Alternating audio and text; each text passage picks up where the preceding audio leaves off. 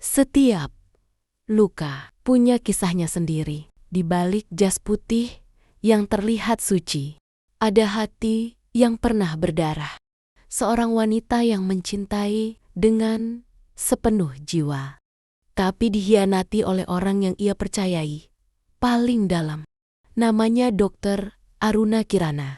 Sebelum memulai ceritanya, yuk absen dulu. Dari mana Anda menyimak cerita ini? Jangan lupa like, komen, dan subscribe. Mari kita mulai ceritanya. Lampu ruang operasi menyilaukan. Keringat menetes di dahi Dr. Aruna Kirana. Dokter muda yang baru menyelesaikan residensi bedah umum. Tangannya gemetar sedikit saat memegang pisau bedah. Tapi tatapan matanya teguh. Di sampingnya berdiri Dr. Dimas Prasetya. Dokter bedah senior yang dikenal jenius dan tenang. Suara Dimas menenangkan, seperti denting biola di tengah ketegangan operasi. Pelan Aruna, rasakan detak hidup di bawah tanganmu. Jangan berperang dengan luka, berdamailah dengannya. Sejak hari itu, bukan hanya ilmu bedah yang Aruna pelajari dari Dimas, tapi juga cara menenangkan hati di tengah badai. Mereka bekerja bersama hampir setiap hari. Dari ruang operasi hingga kafe rumah sakit. Dari rapat penelitian hingga ruang jaga malam. Perlahan, kekaguman berubah jadi rasa yang lebih dalam. Dimas sering memperhatikan Aruna dalam diam. Lalu berkata, "Kau tahu kenapa aku jatuh cinta padamu, Aruna? Karena di balik jas putih itu, kau punya hati yang lebih hangat dari ruang ICU. Cinta mereka tumbuh di antara bau antiseptik dan suara monitor pasien. Dan setahun kemudian, mereka menikah. Pernikahan dua dokter yang dipuji semua orang. Semua terlihat sempurna.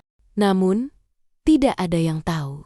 Bahkan luka yang paling dalam pun bisa berawal dari cinta yang tampak sempurna. Pernikahan mereka berlangsung indah selama beberapa bulan. Rumah kecil mereka dipenuhi tawa dan aroma kopi pagi. Tapi lambat laun, Aruna mulai merasa kesepian. Dimas semakin sibuk. Selalu ada operasi darurat, seminar, penelitian. Aruna hanya bisa menunggu di ruang tamu, dengan meja makan yang sudah dingin, dan suara jam dinding yang semakin lambat. Suatu malam, Aruna mencoba menelepon. "Mas, kamu pulang jam berapa?"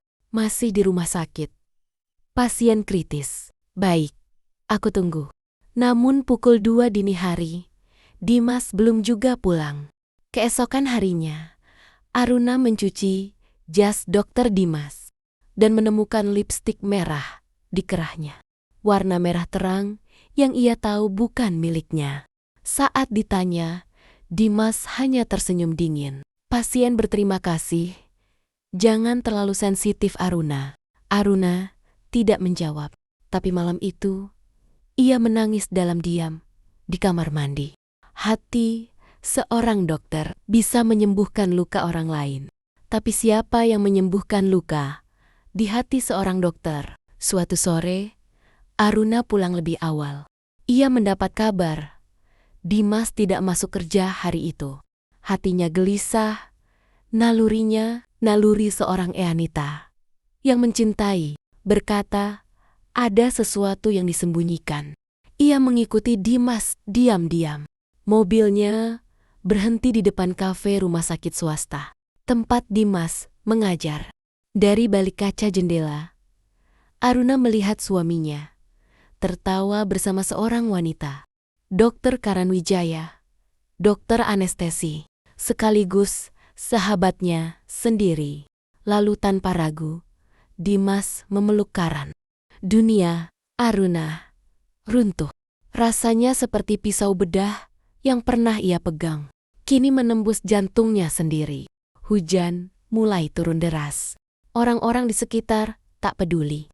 Tapi Aruna berdiri di sana, membiarkan air hujan menutupi air matanya. Ia tidak ingin terlihat lemah. Ia berjalan pulang, menatap cincin kawinnya, lalu berbisik, "Aku tidak akan menangis untuk seseorang yang memilih menghancurkanku." Namun di hatinya, luka itu mulai membusuk, menjadi amarah yang tenang, dingin, dan mematikan. Kabar perselingkuhan itu akhirnya sampai ke telinga rekan-rekan di rumah sakit. Beberapa berpihak pada Dimas, beberapa iba pada Aruna. Tapi dunia medis tak punya waktu untuk drama pribadi. Aruna tetap bekerja profesional, tersenyum pada pasien, menenangkan keluarga yang panik. Bahkan saat jantungnya sendiri sudah retak, namun malam-malamnya penuh sesak. Ia mulai jarang tidur, kehilangan nafsu makan, dan menulis di buku catatannya setiap malam. Mungkin Tuhan sedang menguji kesabaran hati yang paling kuat. Suatu pagi, Dimas menatapnya tanpa rasa bersalah. "Aruna, aku ingin kita pisah baik-baik. Aku tidak ingin hidup pura-pura." "Baik," jawab Aruna datar. "Kau tak perlu memintaku mengerti, Dimas, karena aku sudah selesai berjuang sendirian." Tak lama kemudian, Dimas menceraikannya lewat pesan singkat. Beberapa bulan kemudian, ia menikahi Karan. Aruna pergi dari Jakarta, meninggalkan semua kenangan, dan memulai hidup baru di Bandung. Ia membuka klinik amal kecil, menolong masyarakat miskin tanpa bayaran. Di sanalah, di tengah kesederhanaan dan penderitaan orang lain, ia perlahan menemukan dirinya. Tahun-tahun berlalu, waktu berjalan tanpa suara, tapi di dalam diam itu, Aruna tumbuh, bukan hanya sebagai dokter, tapi sebagai perempuan yang utuh. Namanya sering terdengar di televisi nasional, terpampang di layar konferensi kesehatan internasional. Dr. Aruna Kirana, simbol empati dan dedikasi. Ia mendirikan program kesehatan gratis untuk anak-anak di pelosok, membangun klinik kecil di tempat-tempat yang dulu bahkan tak punya bidan. Setiap kali ia melihat senyum anak-anak yang sembuh karena bantuannya, Aruna tahu inilah cara paling elegan untuk melawan masa lalunya. Dengan keberhasilan, bukan kemarahan. Namun, di balik senyum dan tepuk tangan itu, ada rahasia besar yang hanya diketahui segelintir orang. Di balik nama besar Medisphere Group, jaringan rumah sakit modern yang tengah naik daun, Aruna diam-diam adalah pemegang saham utama. Ia tak pernah muncul dalam struktur manajemen publik, tapi setiap keputusan besar tak lepas dari tangannya.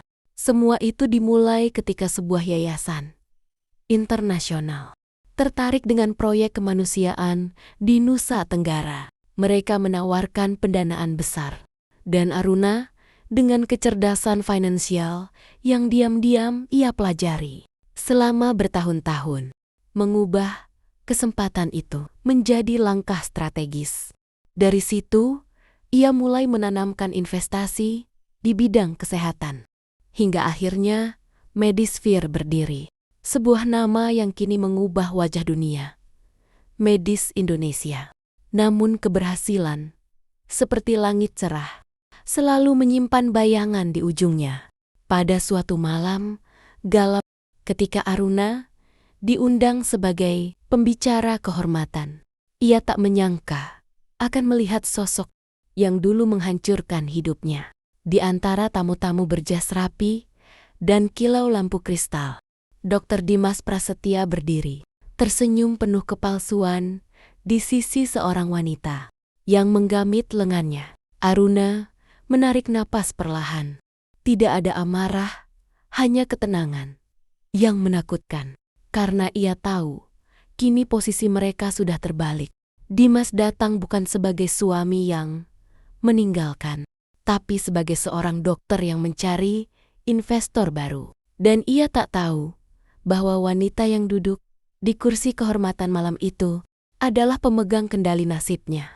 Malam itu, Aruna berdiri di podium, membacakan pidatonya dengan suara tenang. "Dulu saya percaya bahwa luka bisa menghentikan langkah. Tapi hari ini, saya tahu. Luka justru mengajari saya bagaimana berdiri. Lebih tegak, karena dari rasa sakit lahir kekuatan yang tidak bisa dibeli oleh siapapun. Ruang itu hening. Dimas menunduk pelan, seolah menyadari sesuatu. Sementara Aruna tersenyum samar. Matanya lembut, tapi penuh arti. Ia tidak membalas dendam, tapi kehidupan yang diam-diam membalas dengan cara yang paling elegan. Pagi itu langit Jakarta tampak teduh, seakan menahan napas bersama setiap orang di rumah sakit Arendra Medika. Para staf berbisik-bisik ketika amplop putih berlogo baru diterima oleh seluruh manajemen.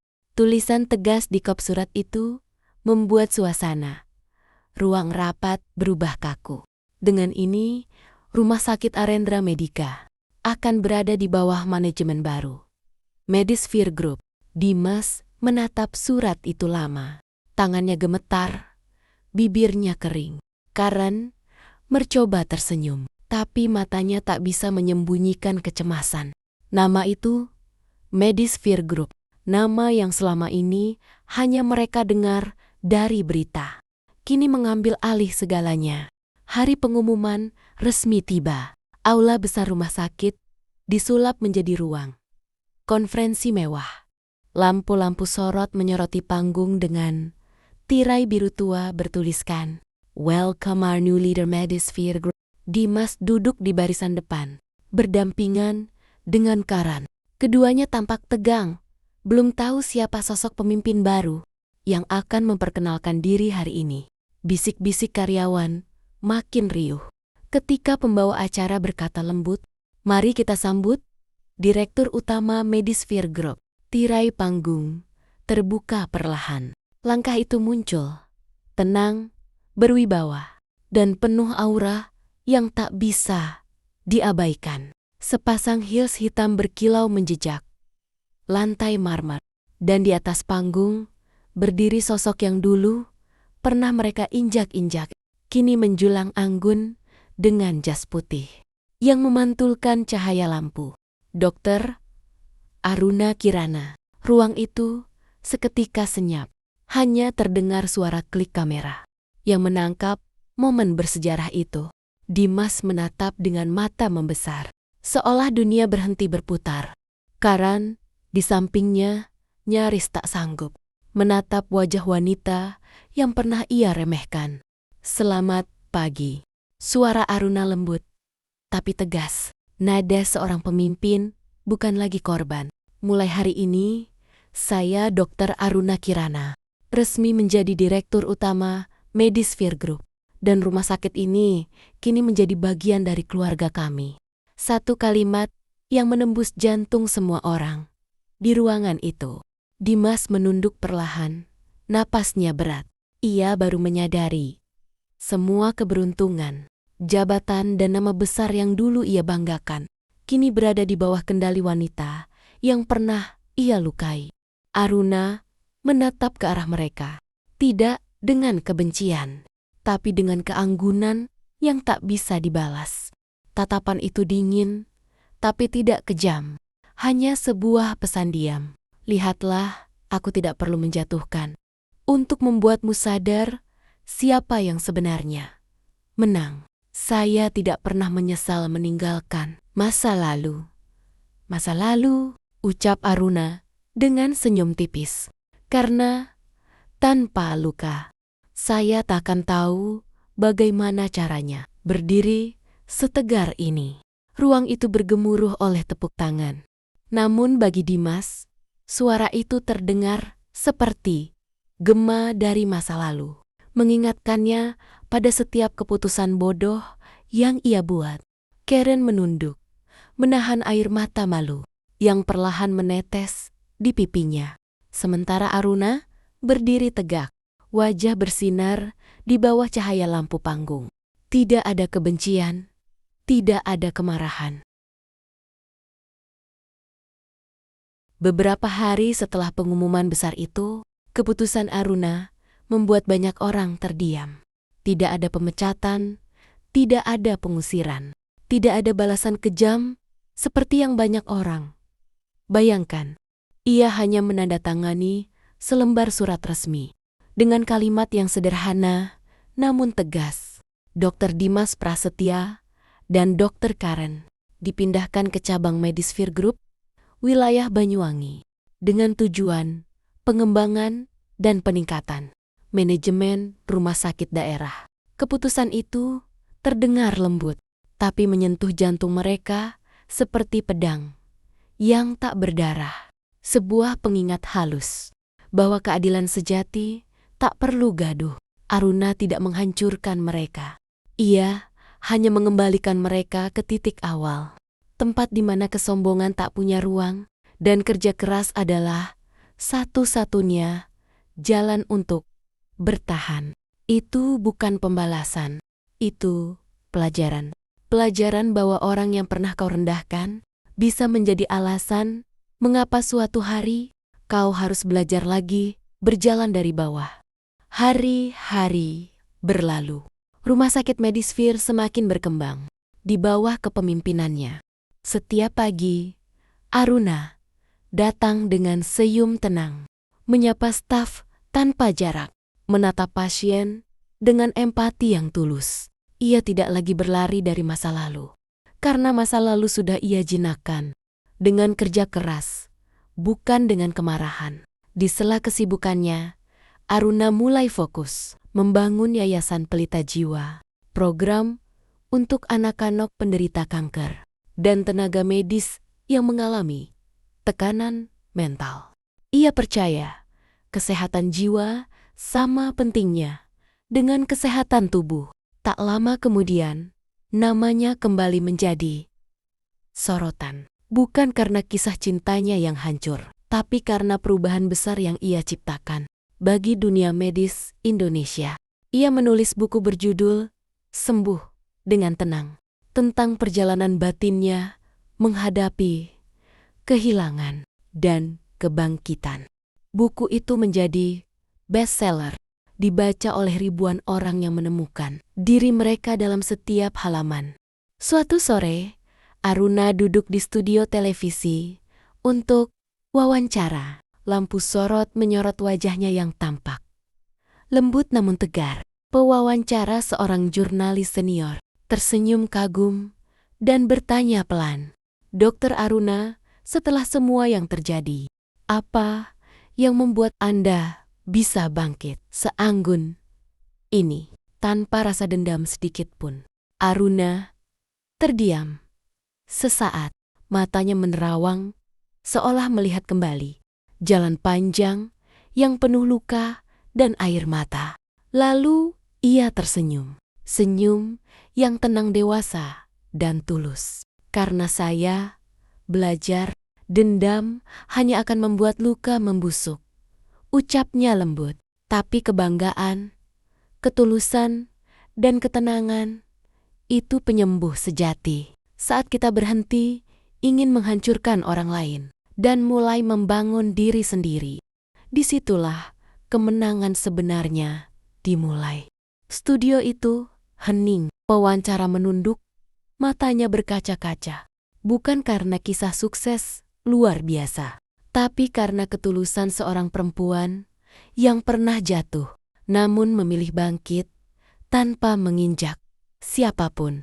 Malam itu, Aruna pulang ke rumahnya yang sederhana. Ia membuka jendela, membiarkan angin malam menyentuh wajahnya.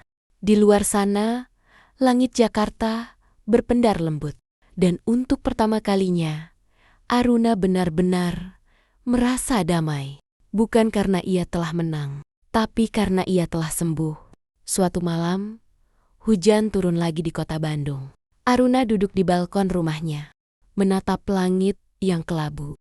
Hujan itu mengingatkannya pada malam saat ia melihat Dimas berpelukan dengan wanita lain.